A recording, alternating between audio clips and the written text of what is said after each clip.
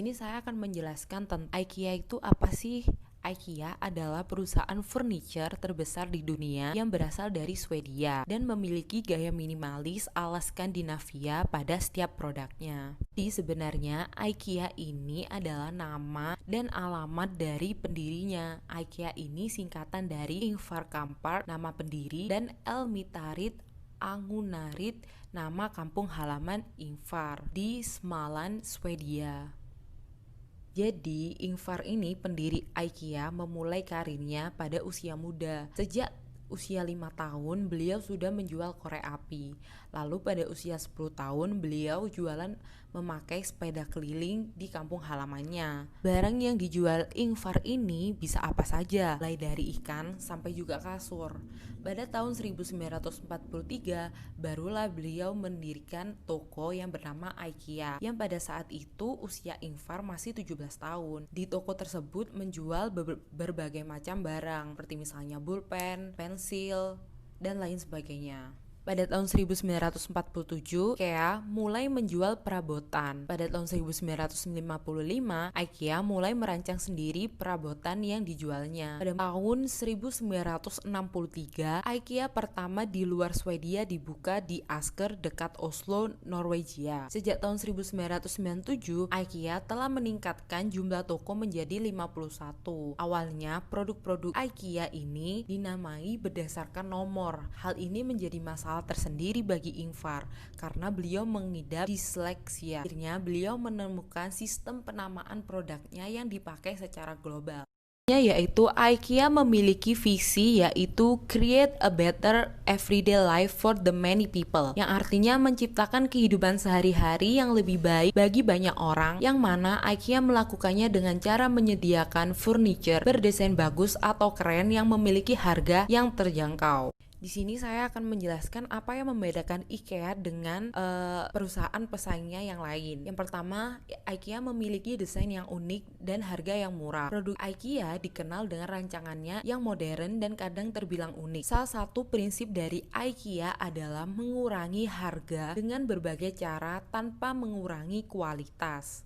Lalu yang kedua, IKEA memiliki perakitan do it yourself. IKEA mengharuskan para pengunjungnya untuk melayani dirinya sendiri. Hampir 60% barang di IKEA harus dirakit oleh pelanggannya sendiri. Hal ini merakit menurut IKEA menjadi pengalaman yang baru yang bisa diberikan IKEA untuk pelanggan. Dalam merakit suatu barang, menurut IKEA memiliki banyak manfaat seperti melatih kesabaran, memicu kreativitas, dan mengakrabkan anggota keluarga. Lalu yang ketiga adalah sistem pemasaran IKEA.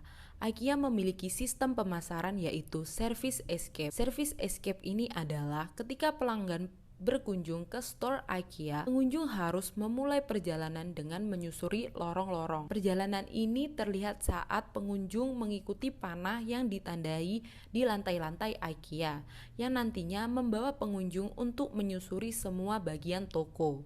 Saat orang-orang berjalan-jalan menyusuri toko, mereka dipaksa untuk berinteraksi dengan barang. Pada saat berinteraksi, memungkinkan untuk pengunjung membeli suatu barang di store tersebut.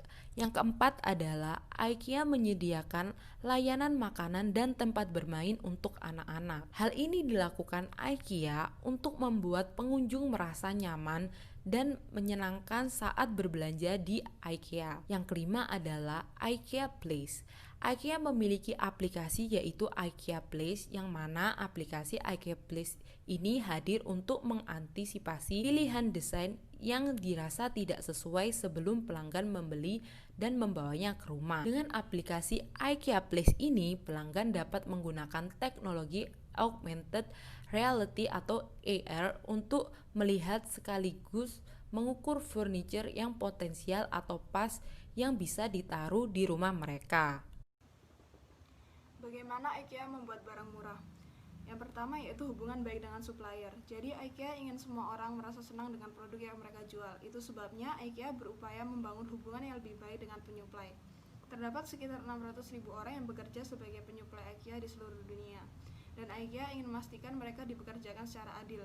Oleh karena itu, di tahun 2000, IKEA meluncurkan iWay, yaitu kode etik penyuplai IKEA. IKEA secara rutin mengunjungi penyuplai untuk mengecek apakah mereka sudah mengikuti persyaratan IWA.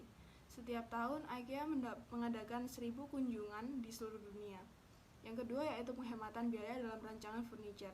IKEA merancang produk-produk yang unik dan hanya membutuhkan biaya manufaktur yang rendah. Selain itu, mereka juga memiliki aturan yang ketat terkait fungsi, distribusi efisien, kualitas, dan dampak produk terhadap lingkungan.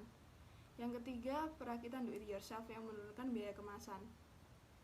Mayoritas furniture IKEA dijual dalam bentuk-bentuk bagian untuk dirakit sendiri oleh pembeli. Bagian-bagian tersebut dikemas dengan efisien dalam kemasan yang ringkas dan relatif tipis sehingga mudah dimuat dalam truk pengangkut. Karena jumlah produk yang dapat dimaksimalkan dalam setiap pengangkutan, IKEA mampu menghemat banyak di sisi transportasi. Yang keempat yaitu mengombinasikan proses retail dan gudang. Semua gerai IKEA memiliki gudang masing-masing. Di showroom utama, pelanggan bisa melihat-lihat produk. Jika ingin membeli, mereka bisa mengambil produk langsung dari rak penyimpanan. Rak ini tidak seperti gudang yang tinggi dan besar. Di sini pelanggan bisa menjangkau sendiri barang-barang yang diinginkan. Selanjutnya yaitu alasan IKEA masuk ke India. Yang pertama, India adalah negara dengan beragam budaya yang menampung lebih dari 1,2 miliar orang. Yang kedua, India diproyeksikan memiliki pertumbuhan tahunan real hampir 6%. Perkembangan ekonomi yang kuat selama dekade terakhir telah meningkatkan standar kehidupan, menciptakan kelas menengah yang bersemangat dan haus akan barang-barang konsumsi. Jumlahnya hampir 30 juta orang India dengan pendapatan yang dapat dibuang lebih dari 30.000 US dollar. Yang ketiga, standar kehidupan warga di India. Konsultan McKinsey percaya bahwa ketika India tumbuh dan berkembang dan warganya menjadi lebih kaya dan lebih berdaya, layanan akan menjadi bagian penting dari kehidupan sehari-hari. Dan sementara orang ingin mengkonsumsi barang material, mereka juga ingin meningkatkan dan merangsang kehidupan mereka melalui pengalaman sehari-hari. Yang keempat yaitu urbanisasi dan pendapatan yang lebih tinggi. Tren seperti peningkatan urbanisasi dan peningkatan yang lebih tinggi dikombinasikan dengan kecanggihan yang tumbuh konsumen dan peningkatan permintaan mereka untuk merek asing. Seharusnya hanya membuat India menjadi pasar yang seimbang yang lebih menarik dalam waktu dekat. Yang kelima, India memiliki beberapa biaya produksi terendah yang ditemukan. Ini menjadikan sebuah tempat yang sangat menarik untuk berbisnis. Namun, bukannya tanpa itu, negara ini menjadi jebakan dan bahaya. Selanjutnya yaitu tantangan IKEA masuk ke India. Yang pertama, retail umum merupakan bagian besar dari ekonomi India. Sayangnya untuk IKEA, pasar untuk furniture masih relatif kecil, diperkirakan mencapai 0,5% PDB dan peringkat ke-14 di dunia. IKEA juga menderita karena kurangnya organisasi dan konsolidasi. Dengan produksi kerajinan tangan kecil terhitung sekitar 85% dari total keluaran furniture di India. Namun seperti halnya retail pada umumnya, segmen ini siap untuk pertumbuhan substansial. Dengan satu laporan menyebutkan 26% tingkat pertumbuhan tahunan gabungan antara 2014 dan 2019. Nomor 2 yaitu peluang IKEA di India masih kecil. Yang ketiga yaitu korupsi. Jadi korupsi ini juga dipandang sebagai masalah yang terus berlanjut, menyebabkan perlambatan pertumbuhan dan halangan bagi investor asing. Peraturan yang memberatkan akan dilihat sebagai penghalang lain. Yang keempat yaitu masalah kebijakan di India. Dibutuhkan rata-rata 27 hari untuk memulai bisnis di India. Rata-rata untuk negara yang termasuk dalam Organization for Economic Cooperation and Development kurang dari setengahnya. Datang dari 12 hari. Prosedur untuk mendapatkan izin yang diperlukan untuk memulai yang baru dapat memakan waktu 196 hari. Hukum perburuan juga dianggap kuno dan membatasi, mempersulit dan mahal bagi perusahaan untuk mengelola tenaga kerjanya. Jadi pemerintah India terus melakukan reformasi dalam upaya memperbaiki iklim usahanya. Yang kelima yaitu persaingan dengan produk asing. Karena pengaruh globalisasi, konsumen India semakin terpengaruh oleh budaya barat, dengan tanda-tanda bahwa mereka mencoba meniru gaya hidup barat. Pusat perbelanjaan, departemen store besar, dan hypercenter menjadi semakin umum, dengan penelitian yang menunjukkan bahwa orang India memiliki kecenderungan terhadap merek asing. Selanjutnya yaitu strategi IKEA masuk ke India. Jadi IKEA ini memiliki keunggulan kompetitif dalam hal service experience di penjualan produknya, tetapi masyarakat India terbiasa dengan pengalaman layanan yang buruk. Dalam upaya untuk lebih memahami konsumen India dan selera India, IKEA telah memulai untuk mengirim perwakilan untuk bertemu calon pelanggan, untuk mendapatkan wawasan tentang apa yang mereka harapkan dan ekspektasi bahwa berkaitan dengan pengalaman layanan yang menyenangkan. Mereka bahkan berkunjung ke rumah orang-orang untuk mendapatkan gambaran yang lebih baik tentang seperti apa hidup di rumah India dan untuk dilihat jika sesuai dengan pengalaman IKEA tentang apa itu konsep rumah. Oke teman-teman, kali ini saya akan membahas mengenai analisis SWOT-nya. Analisis SWOT-nya ini dibagi menjadi 4, yaitu strength, weakness, opportunities, dan threat. Nah, di strength ini atau bisa dibilang kekuatan, IKEA memproduksi unik dan sangat murah. Terus merek IKEA yang mendunia. Terus yang ketiga, IKEA Service Escape. Nah, selanjutnya yang kedua ini adalah weakness atau bisa dibilang kelemahan.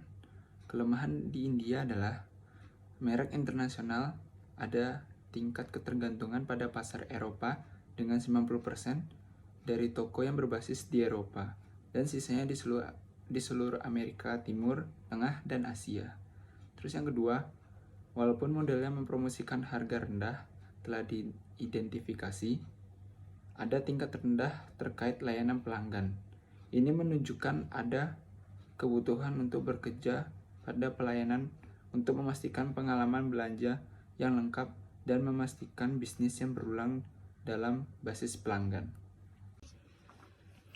Nah, terus yang ketiga ini yaitu opportunity atau bisa dibilang peluang. Perusahaan retail IKEA di India ini berpeluang besar diperkirakan senilai US 675. Nah, terus yang terakhir yaitu threats atau bisa dibilang ancaman. Kalahnya bersaing dengan produk lokal. Sekian dari kelompok kami, terima kasih.